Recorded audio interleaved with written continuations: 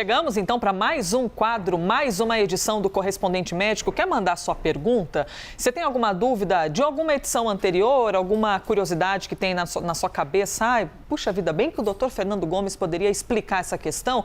Pode mandar, viu? A porta está sempre aberta. Hashtag Correspondente Médico, vai lá no Twitter, deixa sua mensagem, marca a gente e eu compartilho com o doutor.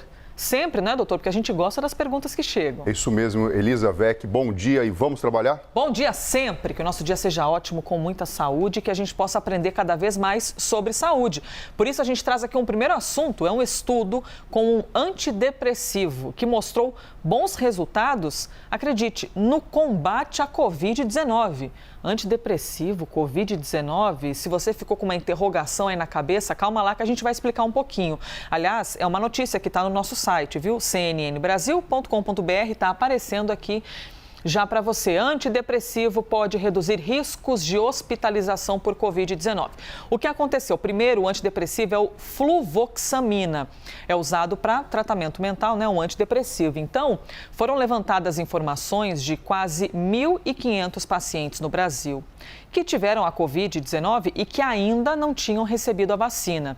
Esses pacientes tinham pelo menos um fator adicional de risco, como câncer, hipertensão, e eles foram divididos em dois grupos. Um grupo analisado tinha recebido o antidepressivo e o outro tinha recebido placebo, que não tem qualquer efeito no corpo, não é? Os resultados mostraram que o grupo que estava tomando o remédio teve menores taxas de mortes e de internações. Doutor Fernando Gomes, a ciência ali sempre, né, trazendo um passo a mais e avançando nas pesquisas. E agora encontrando alguma relação entre antidepressivo e Covid-19. É mais uma surpresa, hein? O mais interessante é que muitas vezes um medicamento é desenvolvido para um determinado fim, mas a gente sabe que ele não consegue ser tão específico assim para ter só esse mecanismo de ação, na verdade, tendo o seu produto final. E a gente sabe que as células podem ter receptores, enfim, ser influenciadas de formas diferentes. Esse antidepressivo especificamente é um inibidor seletivo da recaptação da serotonina e também um agonista de um receptor chamado sigma. Agonista? Agonista de um receptor chamado sigma, ou seja, ele ajuda nesse processo e a gente sabe que dentro dos neurônios e outras células que fazem parte do sistema nervoso central, principalmente nas regiões onde a depressão mostra um mau funcionamento encefálico, ele tem o seu papel, modulando alguns sistemas de neurotransmissor, como dopamina, serotonina, noradrenalina, glutamato e entre outros. Então, assim, tendo como prerrogativa de que existe uma influência celular, uma explicação ainda talvez não totalmente desvelada esteja aqui na nossa frente, mas houve uma influência quando a gente vê os números e o impacto que existiu quando a gente fala da Covid-19. Doutor, não querendo ser repetitiva, mas já sendo, a gente está falando de um antidepressivo que trabalha aqui em alguma questão cerebral, trabalha dentro da nossa cabeça. E uma doença que é a Covid-19, que é uma infecção respiratória, né? Uma doença respiratória. Em qual momento pode haver uma conexão cerebral entre a maneira como um remédio atua para tratar uma depressão e a Covid-19? Essa pergunta é bárbara. A gente sabe que dentro do sistema nervoso central, uma região profunda chamada hipotálamo faz a modulação também do sistema imunológico. Então, na verdade, os sistemas estão todos interligados e existe, na verdade, uma conexão entre o próprio sistema nervoso central e o funcionamento de células responsáveis pela defesa do corpo do ser humano. Por isso que também, se de uma forma a gente pode estar vendo algo que seja benéfico, a gente tem aqui luzes de explicação do porquê, se o indivíduo não está bem do ponto de vista mental, ele fragiliza inclusive a resposta imunológica dele e abre porta para ter doenças que acabam se manifestando pelo corpo. Doutor, é importante ressaltar aqui que não é agora a pessoa vai até a farmácia, vai até o médico, vou tomar então um antidepressivo que significa que pode me ajudar a prevenir Covid-19 ou pelo menos não evoluir com a Covid-19. A gente não está falando que um remédio foi eficaz num tratamento. A gente está falando do encontro de uma conexão entre uma medicação e uma doença que pode servir de informação para o futuro, não é? Para o desenvolvimento de tratamentos. Sim, o que a gente está falando aqui é de uma linha de pesquisa, porque a partir desses dados preliminares que surgem na nossa frente, mais pesquisas vão ser desenvolvidas até se provar se de fato isso acontece, se é para esse recorte de paciente, e aqui eu estou falando de indivíduos que tenham o diagnóstico, que tenham comorbidades, que venha a ter uma maior aplicação. E se funcionou, ou se de alguma forma mostrou que pode funcionar para a Covid, será que para outras doenças também infecciosas ou não, pode existir uma modulação favorável do próprio organismo no processo de autocura. Então, assim, é uma linha de pesquisa, né? Mas sempre que a gente tem na ciência um indício de que algo pode ser positivo ou negativo, a gente fica, obviamente, de orelha em pé e mais pesquisas são desenvolvidas até se ter o desfecho e uma confirmação da informação. Sensacional, todo o nosso respeito e valorização sempre pelos cientistas, os pesquisadores que estão ali, sempre de maneira muito minuciosa, né, observando coisas que às vezes a gente nem tem noção que existam para poderem trazer avanços no tratamento de doenças. Enquanto os remédios ainda estão sendo testados, não é? Ainda existe essa procura incessante de um tratamento para a Covid-19, a certeza que nós temos é vacina. Isso a gente não tem dúvida. Não temos dúvida e até trazemos aqui para vocês mais um dado que mostra como a vacina funciona. Veja só, o Instituto Emílio Ribas fez um levantamento com mais de 1.100 pacientes internados por Covid-19. Os resultados mostram uma diferença enorme entre quem recebeu a vacina e quem não recebeu a vacina durante essa internação. Doutor Fernando Gomes, temos aqui então 1.172 pacientes internados e mais uma vez está aqui explícito, né, para você que nos acompanha, a eficácia de uma vacina. Exato, vamos lá, Elisa. 1.172 pacientes internados com o diagnóstico, 9 a cada 10 não tinham completado o esquema vacinal. Dentro desse grupo, 274 morreram, sendo 237 mortes em indivíduos que não tinham recebido nenhuma dose. 21, apenas uma dose e 16 que tinham completado o esquema vacinal, mostrando uma desproporção enorme entre as pessoas que tinham sido vacinadas ou não, quanto ao pior desfecho possível, que é a morte.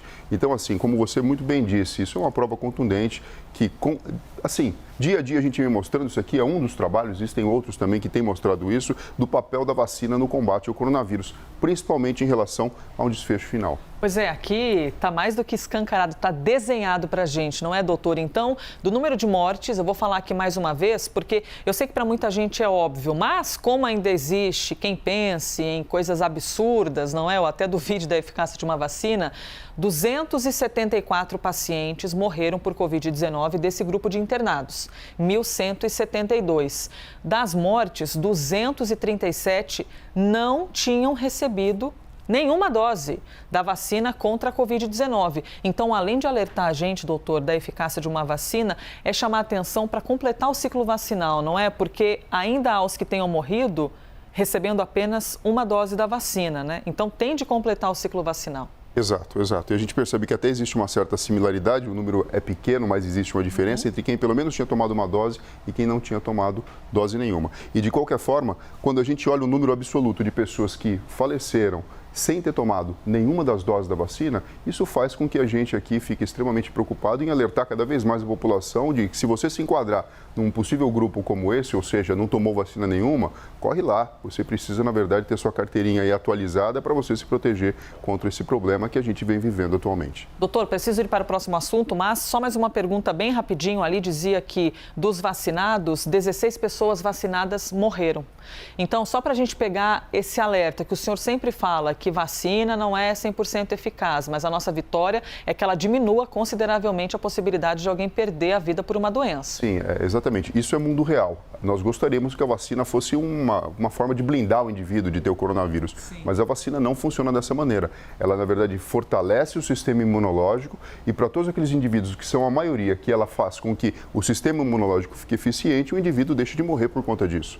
Por isso que ela é tão importante, mas não é uma garantia absoluta para todas as pessoas que mesmo vacinado, o indivíduo não venha ter uma complicação grave por conta do coronavírus e venha morrer. Isso tem que ficar claro, né? Porque, na verdade, isso é mundo real e isso é medicina, que infelizmente não é uma ciência exata. A gente gostaria muito, mas não é uma ciência exata.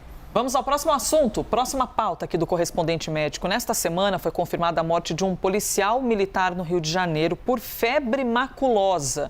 Essa doença, que também é conhecida como febre do carrapato, porque é transmitida por uma bactéria que entra no corpo humano através da picada de um tipo de carrapato. Doutor Fernando Gomes, febre maculosa, temos aqui inclusive o carrapato, tem gente que não gosta muito de olhar, qualquer coisa não olha muito para esse lado não aqui, viu? Presta atenção ali para o outro cantinho instantinho que o doutor Fernando Gomes vai explicar para a gente. Geralmente, a pessoa pode ser acometida por esse tipo de doença circulando por quais ambientes, doutor? Principalmente áreas rurais e também até urbanas, mais em periferia. Também. Isso principalmente nas regiões sul e sudeste do país. Veja, essa doença existe nos Estados Unidos também, em outros países também, e ela é transmitida pela picada do carrapato, que leva dentro dela, na verdade, uma bactéria, uma rickettsia, que vive também em outros animais, como, por exemplo, o capivara, cavalo e até mesmo o cachorro, né? Os sintomas, Elisa, eles são típicos e, ao mesmo tempo, chamam atenção porque a doença, ela existe, mas ela não é tão comum assim. Então, febre, dor, vermelhidão na região dos pés e das mãos, com uma duração de 2 dias a mais ou menos 2 semanas. O que é o mais importante? Se diagnosticado com o tratamento com antibiótico, você consegue controlar essa doença. Se não é feito o diagnóstico e o tratamento, o indivíduo pode evoluir para complicação grave e até mesmo morrer, com até complicação no sistema nervoso central, como, por exemplo, encefalite. Doutor, e falando aqui sobre o carrapato estrela, às vezes parece muito incomum, mas, por exemplo, quem faz trilha de bike, vai pedalar, vai para o meio do mato, vai para o meio da roça pedalar, é muito comum voltar com a perna cheia de carrapato estrela. Às vezes alguém vai a um parque mesmo, parque aberto para o público, mas que de repente tem a presença de muitas capivaras. Também não é incomum, você vai lá, a criança vai embora, a criança foi só jogar um futebol, mas vai embora cheio de carrapato pelas pernas e tem de lá ficar atirando. Então, é um tipo de bichinho que não é incomum, mas a gente fala do que é incomum é a febre maculosa em si, que não é todo mundo que pega um carrapato no corpo que vai ter a febre maculosa, exato. Né, doutor? E além da presença do carrapato, é importante que existam os outros animais que, na verdade, possuam a bactéria, porque, na verdade, o carrapato acaba funcionando como um intermediário, né, que faz... Ele pica um outro animal, ele contém a bactéria e passa para o ser humano, por exemplo, né? E mais importante é identificar a doença, porque com antibióticos como tetraciclina, cloranfenicol, etc., você consegue tratar o indivíduo e tirar ele dessa complicação grave. O grande detalhe é fazer o diagnóstico precoce e começar a tratar prontamente. 19 mortes, então, no Brasil por febre maculosa em 2021 e foram 69 casos, ou seja, é bastante incomum, mas a gente tem de ficar atento. Mas vamos tirar esse carrapatão aqui da tela, meu Deus, que vai dando até uma angústia na gente. Próximo assunto. Por favor, preste atenção, isso aqui é extraordinário. Uma experiência de uma universidade da Espanha traz esperança para as pessoas que perderam a visão. Uma mulher de 57 anos, totalmente cega, há 16 anos, recebeu o implante de eletrodos no cérebro.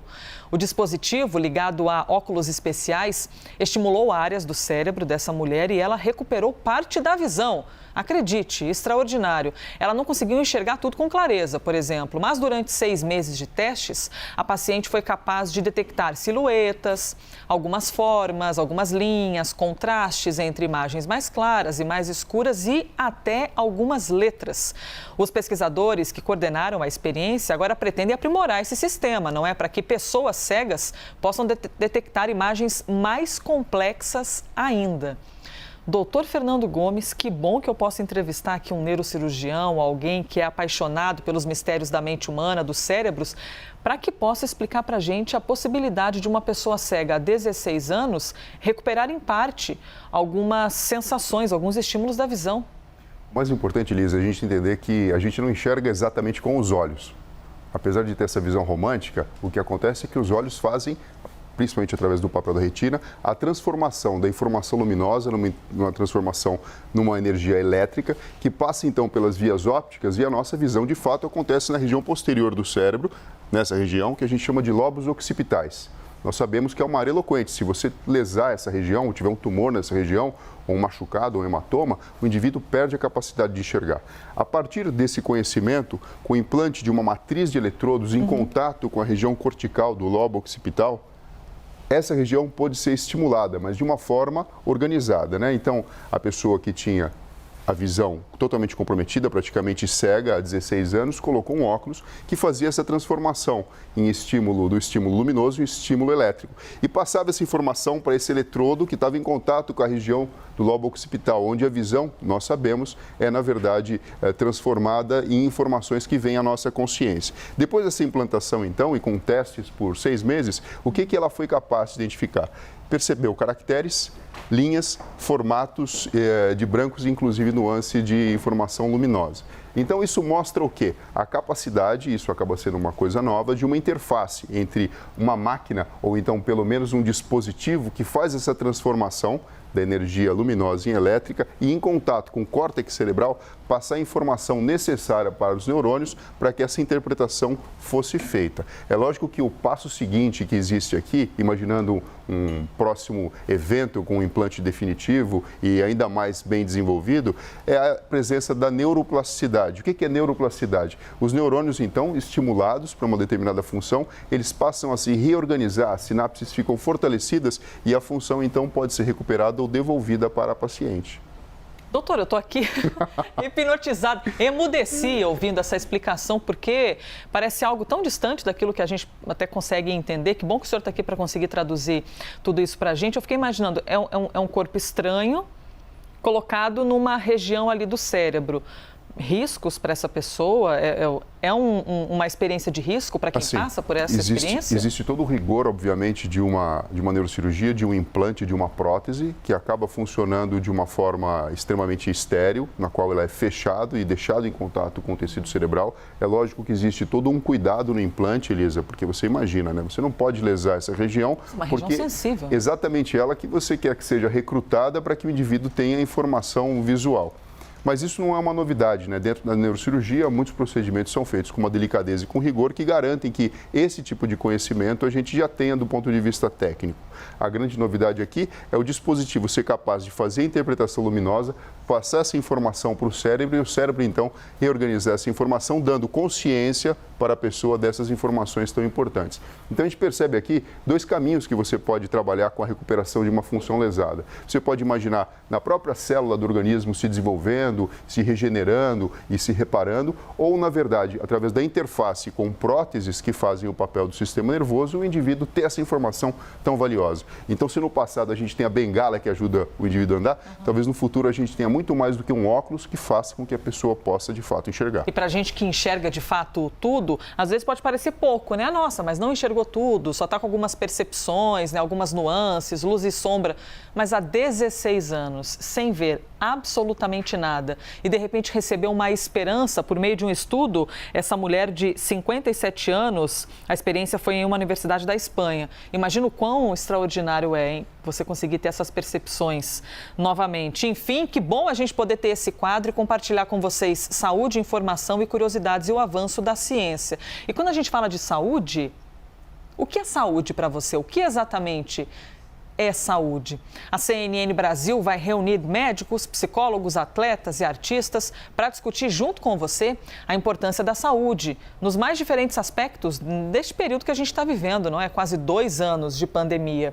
Então a gente vai, neste evento, entender como viver melhor, aproveitando todos os recursos disponíveis na área da saúde. Para você participar, atenção para essa informação importante, hein? Você pode participar, vai aparecer um QR Code aí na tela. Já, aí você abre a câmera do seu celular, aponta para o QR Code e você tem acesso direto para as informações. Agora, se estou enxergando bem, não estou vendo o QR Code, é isso mesmo, não apareceu, né? Mas eu quero ressaltar para você que você pode, entrando no site da CNN Brasil, principalmente na aba de saúde, além de você poder ver informações sobre o correspondente médico, nosso quadro, você tem acesso às informações desse evento, viu? Que vai ser no dia 5 de novembro. Doutor Fernando Gomes, obrigada por mais um dia. Obrigado a você, Elisa Vec. Pessoal, se cuidem e até breve. Este foi mais um Correspondente Médico.